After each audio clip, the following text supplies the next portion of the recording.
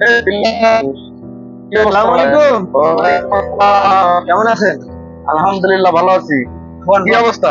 এই তো মোটামুটি আলহামদুলিল্লাহ ভালো। অনেকদিন পর দেখা এলো, দেশে গেলে ঘুরে আসলে বেড়ায় 5 মাস থাকলে। গেছিলাম তো 3 মাস ছুটিতে, তো 1 মাস 25 দিন মতো ছিলাম। চলে আসি। 1 মাস 25 দিন মতো। ও, তা বিয়ের সাথে তো আর হয়নি, তাই না? বিয়ের সাথে তো গেছিলে তো বিয়ের ছুটিতে। হ্যাঁ সেটাই তো, মানে গেছিলাম তো বিয়ের উদ্দেশ্যে, নাহলে তো আমি 6 মাস পরে যাবো। ও, গেলাম বিয়ের উদ্দেশ্যে, রমজান মাসে গেছি। একটা হলে এখানে প্রবলেম, তো হইলো না বিয়ে। তো বললামই যে বিয়ে হইলো না। যাই হোক, তোমার সাথে ফোনে যতটুকু কথা হয়েছে তাতে আমি বুঝলাম যে কি কি কারণে বিয়েটা হইলো না।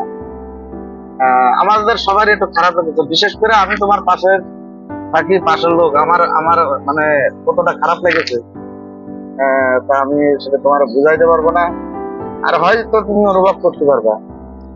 তো আজকে জনগণ তো আমাদের ভিডিও দেখে, তা আমি তোমার ভিডিওটা অনেকে মানে জিজ্ঞেস করেছে, কয়েকজন বন্ধু মানুষ, যে বিল্লাল কি বিয়ে করছে বা দেশের থেকে আইছে, হ্যাঁ বিয়ে হয়েছে নাকি। তা আমি তো কোনো উত্তর দিতে পারি নাই। না, কারণ আমি কারো বলতে চাই না কোনো কিছু। বিয়েটা কি নিয়ে ভাঙছে যদি কেউ জিজ্ঞেস করে, যে আমি বিদেশ থেকে আমি ছিলাম, তারা হয়তো দেখে আমার পছন্দ করছে ফোনে, সরাসরি দেখে হয়তো আমাকে ভালো লাগে না, তাই বিয়েটা ক্যান্সেল করছে। আমি এটাই বলি সবাই, যে ছেলে পছন্দ না বিয়ে বাদ, শেষ।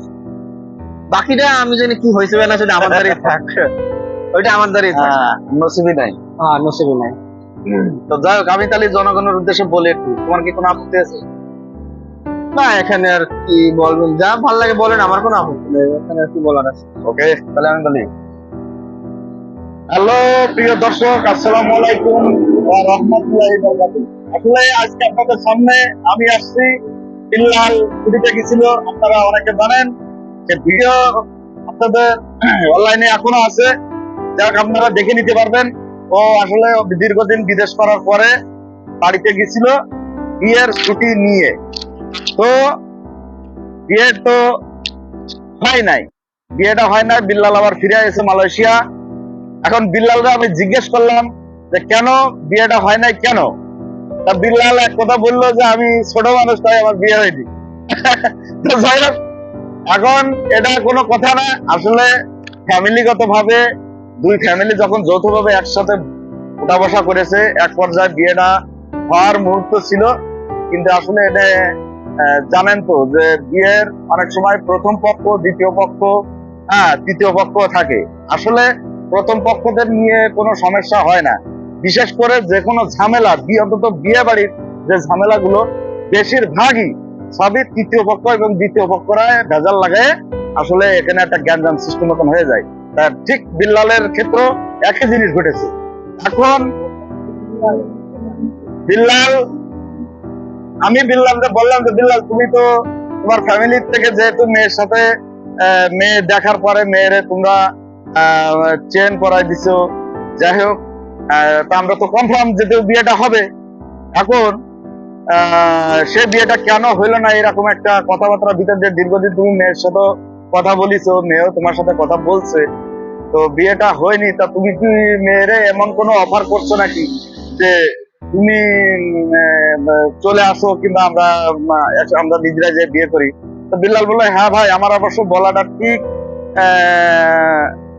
হয়নি বা বলার ছিল না, কারণ আমরা ফ্যামিলিগত ভাবে বিয়ে করতে চাইছি। তারপরে আমি একবার মেয়েরে আমি বলছিলাম, দেখি মেয়ে কি বলে। তো বলার পরে মেয়ে বলেছে আসলে ফ্যামিলিগত ভাবে ছাড়া ওনার আসা সম্ভব না বা বিয়ে করবে না। তাই এই বিষয়ে কিন্তু বিল্লাল মেয়েরে অনেক রেসপেক্ট করে, এবং আমার পক্ষ থেকে মেয়েকে অনেক স্যালুট, যেহেতু বাবা মা ভাই বোন আত্মীয় স্বজনের কথার বাইরে উনি আসেননি।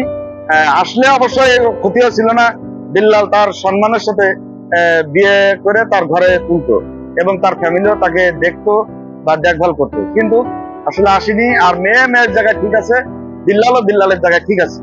তো যাই হোক, ইনশাল্লাহ কারোর কোনো মন খারাপ নাই। সবাই ইনশাল্লাহ ভালোই আছে। মেয়েও আশা করি ভালো আছে, বিল্লালও ভালো আছে। আর ছেলে তো নাবালক। আমি যেহেতু জিজ্ঞেস করছি যে তুমি বিয়েটা কেন করলো না, সে এক কথা উত্তর দিল আমি নাবালক, লেবল জুস খাই, এখন আমি আর আমার পক্ষে আসলে বিয়েটা করা সম্ভব না বা অনেক দেরি হয়ে গেছে।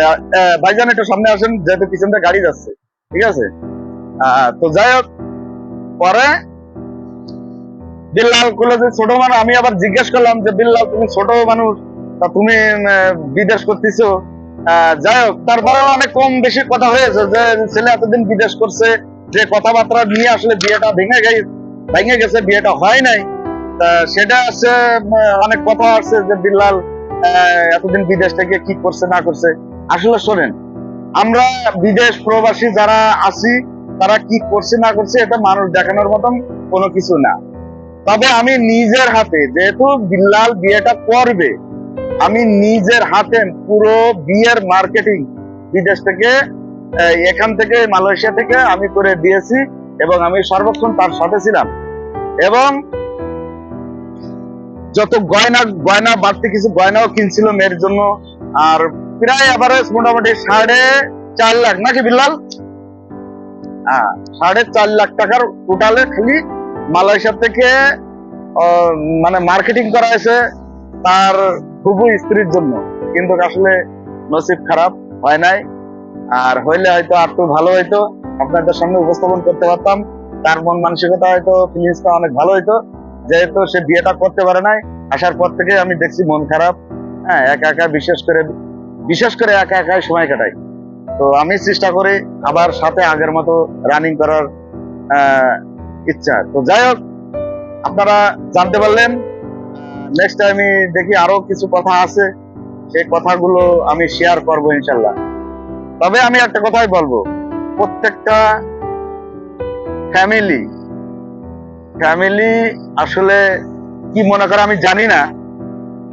শুধু একটা কথা বলবো, একটা বিয়ের মাধ্যম দিয়ে, একটা সম্পর্কের মাধ্যম দিয়ে ছেলে মেয়ে উভয় পক্ষ দুজনের আইনমতি থেকে শুরু করে একটা ধাপ অতিক্রম করে। তা এই ধরনের একটা ধাপ অতিক্রম থেকে যারা অভিভাবক আছে তাদেরকে আসলে এটা বোঝা উচিত। একটা ছেলে যখন বিদেশ থেকে অনেক আশা নিয়ে যায়, তাই না, বিয়ে শাদী করবো, একটা মেয়েও কিন্তু একটা অপেক্ষায় থাকে। কিন্তু এই ধরনের মন মানসিকতাটা ভাঙিয়ে দিয়া এটা মঙ্গল বয়ে নিয়ে আসে বলে আমার মনে হয় না। তো যাই হোক, অন্যান্য যারা আছেন আপনারা সতর্ক থাকবেন এ বিষয়ে, যাতে তৃতীয় পক্ষ দ্বিতীয় পক্ষ যাতে কোনো ঝামেলা না করে। তো যাই হোক, বেশি আর কিছু বললাম না আজকে এ পর্যন্ত। আপনারা সবাই ভালো থাকেন। আল্লাহ হাফেজ।